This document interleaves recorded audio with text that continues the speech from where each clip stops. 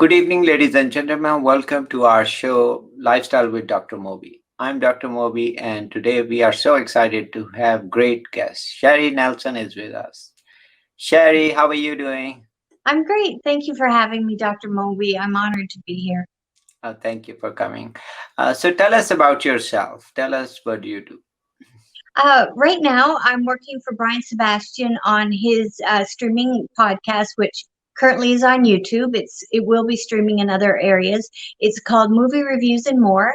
It's not just relegated just to movies. We have many, uh, daily interest shows. We've got poets. We've got researchers. We have actors, musicians, directors, Mhm, athletes. mhm. So it's quite a diverse platform, and I'm happy to be working for Brian Sebastian on movie reviews and more. Okay, great, great. And tell us also about some of, I see that you have extensive work experience. So tell us about your other interest beside podcasting. Well, podcasting is new to me. I'm in Canada right now in British Columbia, Mm, born and raised here. I was fifth generation in the forest industry in British Columbia. mhm. My family, they own a sawmill, and I did all the wholesale lumber sales for the company, which our customer base was predominantly in the United States because we were about 40 miles north of the Montana border. So this path that I'm on right now is very new to me. Yeah.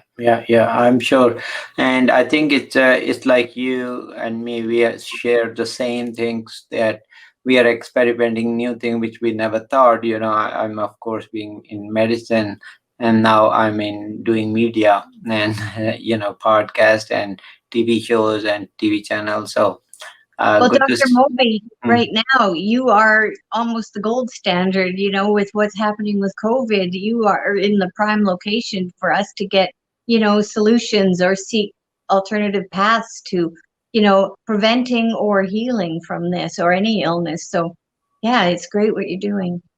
Oh, thank you.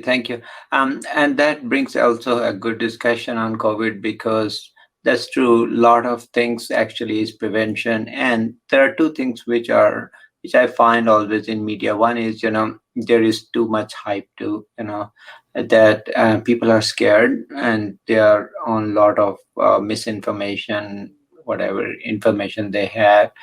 That is sad because a lot of people would put out some of the information and it has no merit. And Yeah. Well, I'm a big believer in, that dis-ease concept, like if you hear somebody speaking about it could do this or it may cause this, keep your ear particular to that type of language because, oftentimes your body will fall, as you know, Dr. Moby, you're the professional, but, if you've got disease, it will lead to disease. So, just try and focus more on things that make you happy, not uncomfortable. And I think that's a little bit part of the avenue to pursue if you want to remain healthy. Mhm. And that's true that it's very important to discover yourself, and I think for me too, my journey is always about uh, studying yourself and making yourself actually better with Yeah. every knowledge, with every thing around us. So, best hope or best success is because we self empower, self learn, and kind of work out of our strengths and kind of keep working on that. It's always going to be work in progress, it's never going to be end. And learning never ends. So, if we are open, we will learn and we will learn something really amazing and fantastic, and it is going to really help us. So I myself learned lifestyle after practicing 20 years of medicine, so I can tell, and I now actually I tell my colleagues that I don't know why the medicine they have it in a different direction. Well, Dr. Moby, if I were to talk to my friends or my new viewers, what would you say would be a common staple that you take every day as a preventative measure? Okay, well, best is, I always say, is first optimize your body. Okay, so um, basic principles, we have to normalize that. A lot of people ask me what is the best detox. As the word best detox is, do not overload your system in one way or the other. Okay, so which means if you're eating healthy, sleeping better, and doing exercise, those are the basics everybody has to follow. So you can't shortcut. So if some people say, okay, do we take extra detox or some supplements? Not really. Technically, you don't need them. You can, but technically, do you really need? Not. The sad thing is, a lot of people do spend a lot of money on these medications, and actually, if you look at the budget, and it's far, far more than all medicine medications combined. That is sad part. Um, and does that change anything? Not really. Okay. You look at the health, look at where people in America are, either Northern America or all those, where they are, and then look at their health with COVID. Okay, they are having the worse prognosis and things like that because technically they are not healthy. Have diabetes, they have high blood pressure. So one state of health is where most would do is that status quo. They will keep you disease with diseases and in a disease state for rest of your life, and then they keep adding medications to keep that state, which is one way of dealing with it. It's not the wrong way. What I mean to say is it never cures a problem. Mm. it Does it increase your longevity? Not really. Maybe yes, if you didn't take it, yes, from that perspective, yes. But would it increase if you didn't take that and you never had those diseases to begin with? So that's a big question, right? Yeah, But well, huh? a healthy foundation. Yeah, and in actually pathology, there's only one process which improves your longevity, and that is periods of hunger. So periods of hunger and less food actually improves your life. And so that's where the concept of fasting is. Okay, so that is true.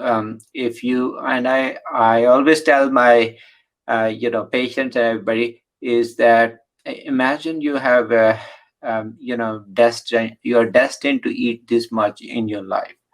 Now you can decide, because we have all free will, you can decide to eat all this in 10 years, 5 years, 20 years, 30 years, but that's your choice and everybody's choice. But we cannot actually eat more than what we are destined to. So which means that if you eat quicker and if you try to eat more than your pace is, then unfortunately you will get diseases too. It does not improve your longevity. Yes, if you eat less and you remain healthier, you will enjoy this life longer. My opinion, my philosophy. Okay, so that's what I propose, and I do practice myself. I don't say and do things even in book or my real life that which I don't practice myself every day. Do you recommend intermittent fasting or do you go more for the, spiritual type where they go for a few days? Well, personally, I do once a month on one day, or and so the 1 to 2 days a month. Okay, I don't practice every day. My philosophy is very simple. My practice of lifestyle is very simple principle, which is, and I want things done which anyone can change, do it actually, and anyone can follow it. You don't have to spend money, and you don't have to change much of routine. So which means that pretty much I do every day same routine, and I work 80 hours a week. So I can't work if I have to spend 4 or 5 hours in gym. So so that's why my philosophy is based on very simple things. So that is, proper eating. So optimize your eating. You don't want to overburden your system. You want to get positive energy from nature. You want to go out, and you want to have spirituality, whatever you believe during day. Put that 4 or 5 times a day in your routine, so you get recharged multiple times. If you have to take a power nap, do that, but sleep is very important in my triangle philosophy.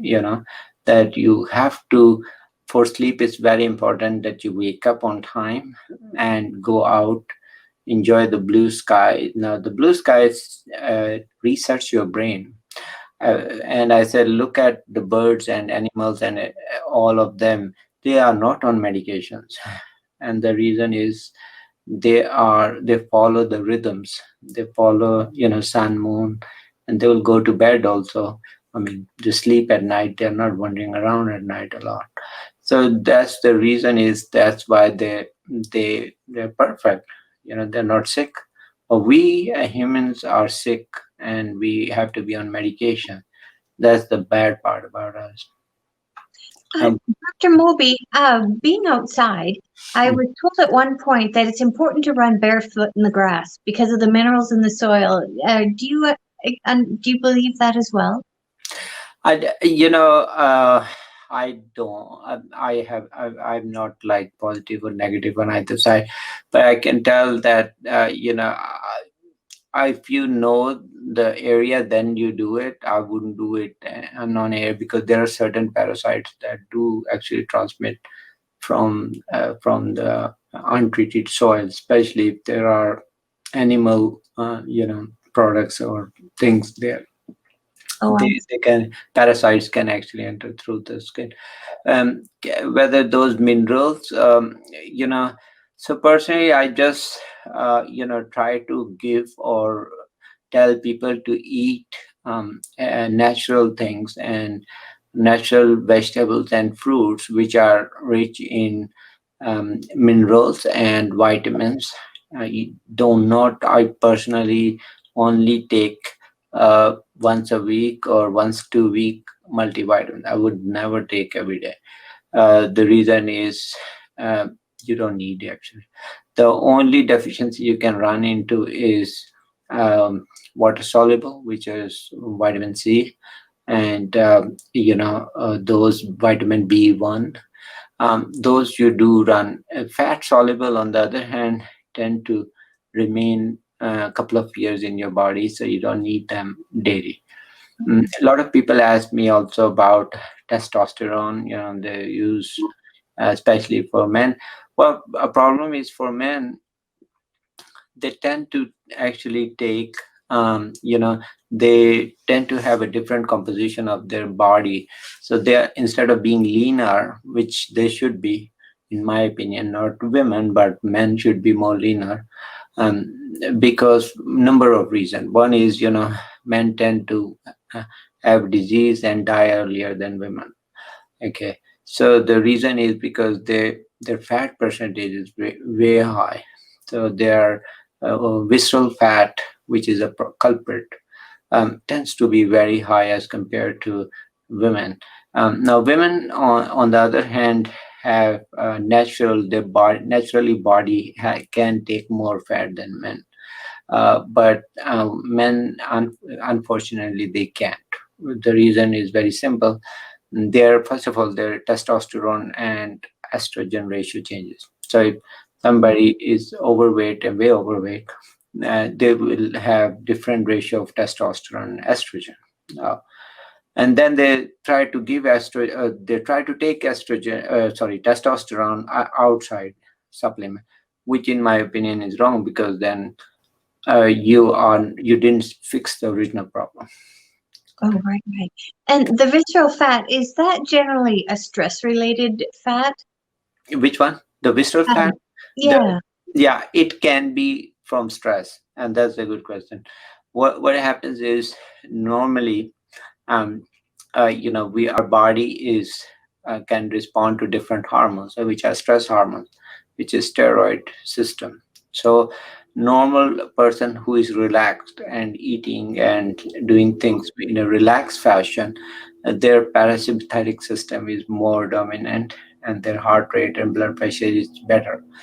Person who is stressed and their body is in sympathetic response, then they tend to overeat more carbs and the sugar goes high.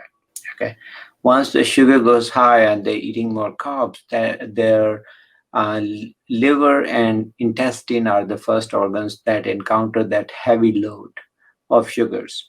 So guess what will happen? Body will deposit anything extra in those areas. So the first thing they will get a deposit is in the liver and in the intestine, which is the visceral fat, omentum, the covering of the intestine. So body is going to deposit all that fat, because the fat is the storage currency of the body. So that's how it comes about. So how if somebody if someone had the heavy waist, what would you suggest? Is it a, as you had said earlier, pray or have your naps, or is there a particular food they should increase? Yeah, What well, would you, well, I would first decrease the carbs. yes. Okay, I will first decrease the carb, eat appropriately what you can burn. Okay, and cut it down from your normal current one by a little bit. So you try to maintain that.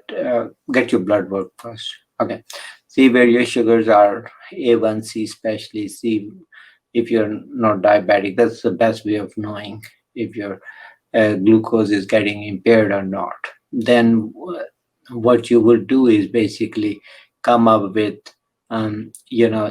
eating less carb, less calories, not drastically less, but relatively less. So you want to, and do not eat at one time big meal. Okay, so which means that divide it into 2 3 meals. That's why I don't like intermittent fasting, because I mean fasting every day, that's not good.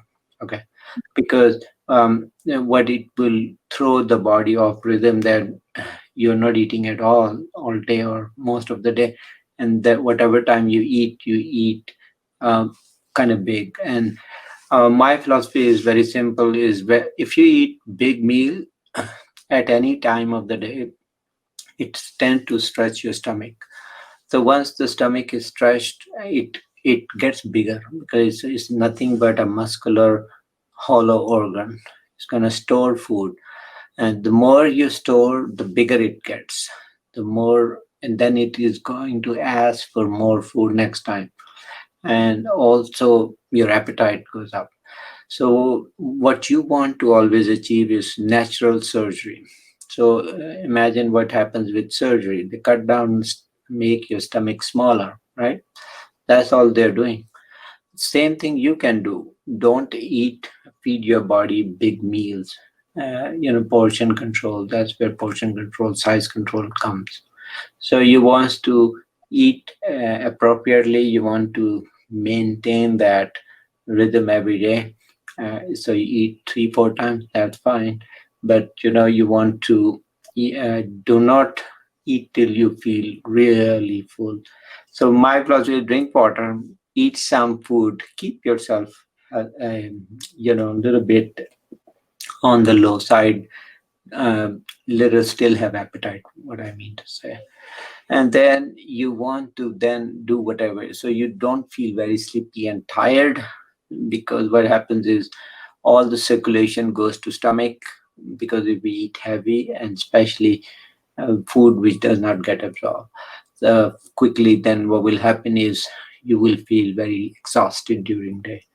uh, so that's not what you want to do. So that's my philosophy. Very simple: 3 4 meals to eat less carb, appropriate calories. There are foods which are good. Vitamin C, have plenty of those. I like those greens. I love those because they have those above the ground greens. Okay, so above the ground greens, and those are great. Personally, I don't like smoothies because you don't want to do work for the body. Let your stomach do all that smoothie action. That's what it is for, to make a smoothie from your food, pretty much. So, but if you feed it as a smoothie, then it's not going to do any work, right? So the stomach, why you want to help your stomach, let it absorb, because what will happen is, you won't feel hungry right away. So, because you have enough and you won't eat. The problem happens is once we concentrate. So I give example of apple. Once we take out the skin of the apple, and you want to eat that without skin, the how the sugar get absorbed and processed is totally different. Your sugar really goes very high, and then those have a very drastic effect on your, and you talk about those visceral fat, and that's where it gets. Okay. There's a different absorption of that apple with skin and without skin. And not to mention the skin has vitamins, minerals. Okay. Same stands for cucumber. So if you want to eat cucumber green, the skin of the cucumber has magnesium. But if you peel that off, you get rid of that, and then left is nothing much. Okay. All right. Well, Dr. Moby, I don't live near farms or anything, but if I were to get, the cucumbers, the apples at the grocery store, what do you recommend as a good cleaner? Vinegar and water, or what's a good cleaner to get the chemicals off the dirty fruit and vegetables? Oh, well, I mean, water is good, and you can wash it with even milder soap. That's fine. Vinegar is fine too. You can try that, but don't vinegarize too much because it will destroy some of the nutrients. Yes, there's also concept about, which is also true. There are certain drugs and preservatives are used, and is it causing damage to our bodies? Yes. Okay. So the example would be, I'd say, like, they add too much preservative to the foods. Let's say for turkey, they put too much salt and things like to preserve it. Those I'm talking about deli sandwiches. So is it healthy? In my opinion, no, because you're feeding your body unnaturally. I'm a big believer of natural and staying as close to nature as possible, not changing that a lot. Okay. So does that make you don't have to be live next to farm, but I'm not into giving now. Of course, I can still tell you about my medicine, and I can give prescribe any medication you want, but that's I always tell, there's a one path. You can keep be on these medication for long time, or the other path is, unless somebody has a problem with absorption, or, and let's say if somebody is not getting good vitamin D, not going out, remaining indoors, do they need vitamin D? Yes, absolutely. So get your blood tested, and if those are deficient, sure, get them supplements, take those, but guide by the blood test. Okay. Do not overtake them. So what we don't want to do is, a lot of people get is too much B12, and they give lot of B12, and their levels are in thousands, and it becomes toxic. And so one thing I always teach is, make sure the difference between a medication and a poison is amount. Okay. So the same amount becomes poison for our body if it's too much. And so same stands for food, same stands for vitamins, minerals. So there's a dose you have to take. Okay. And how to know that dose is, you can get your blood tested and then follow those levels. Does that help? I apologize. Dr. Moby, if someone or like myself were to go to the doctor to get myself tested or something, is there any opportunity where I don't know if you're allowed legally to have a template of a lab requisite and check off what we should be asking for to get tested for. Is that possible? Just so Well, that we know what, yeah. oh, you mean what would I recommend? Yeah, just so that I'm a layperson, so I would know what specifically to make sure they're checking for the correct things if I wanted to. Yeah. Well, I can tell generally. Okay, so I can tell I would not make a lab request because, like I said, in US, we practice, of course, in territories, and it could be a different philosophy. My philosophy, you can get your electrolytes checked, which is CMP, Comprehensive Panel Exam. You can get your thyroid check. You can get your vitamin D levels checked. You can get your B1 check, and you can get your even B12 check. Okay, so you can get those levels checked.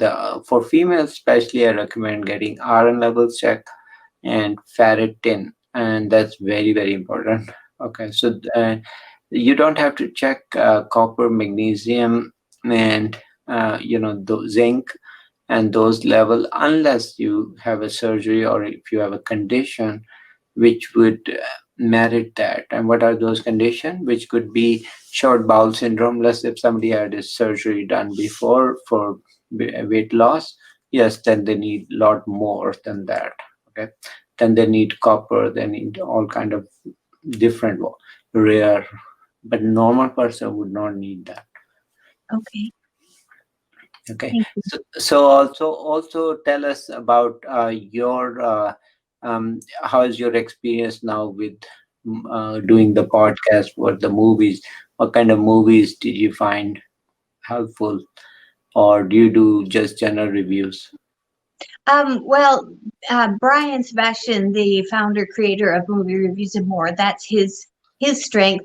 Oftentimes, I'm invited on the show when we're doing a profile on an actor or a musician or a health advocate. So I'm sometimes in Canada we have a law up here where the government wants us to have only a certain percent of outside content. So sometimes I'm unable to do the show because I'm unable to get access to the movie.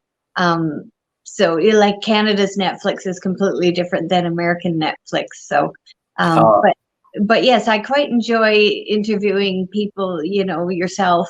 Or there we had a man on, Ivor Davis, and he's like a living history from the 1960s, and he writes today.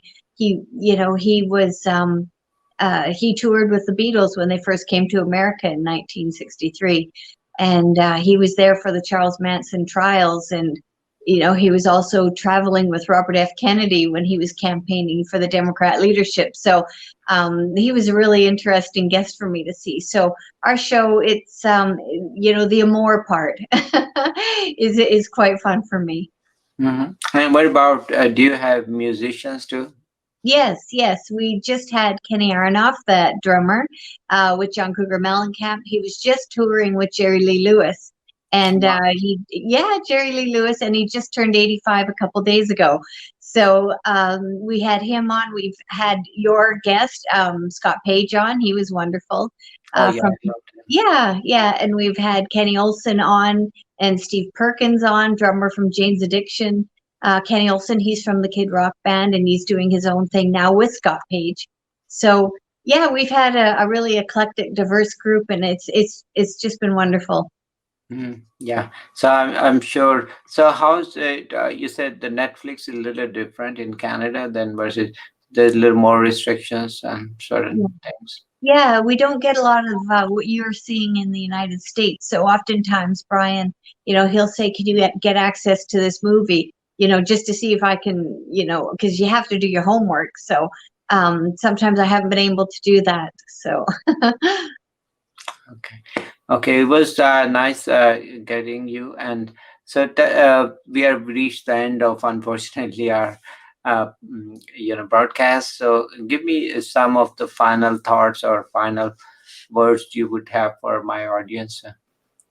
my final thoughts are, listening to Dr. Mobi, don't think about losing weight. Think first about creating a healthy foundation, because Yeah. you have to live a life where you're comfortable, and it might cost a little more to get the vegetables over the bag of chips, but healthcare costs can be expensive when later on in life. So just take Dr. Moby's advice, lots of vitamin C, do your vitamin D, eat healthier, anything that's not packaged, I guess, and do what makes you happy and relax so you don't get the stress. Watch a movie, read a book, and learn. It's important to learn every day.